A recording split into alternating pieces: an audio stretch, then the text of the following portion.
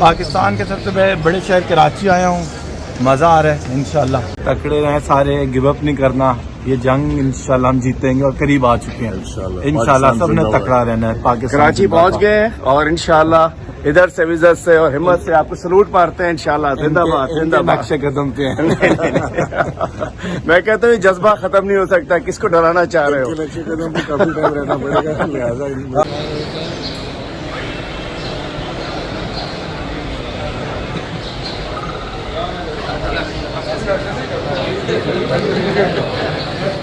ये खालिद अभी थाने जाओगे, कोर्ट जाओगे? आपका क्या कहना अपनी गिरफ्तारी के हवाले से?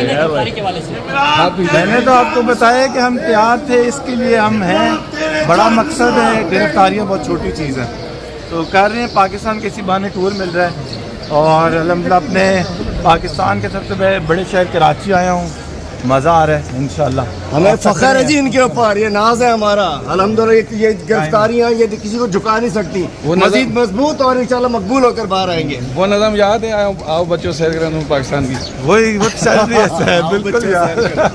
अच्छा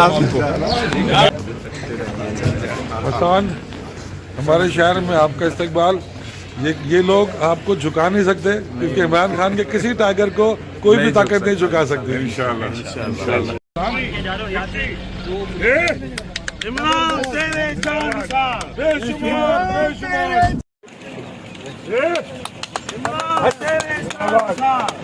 इमरान तेरे जान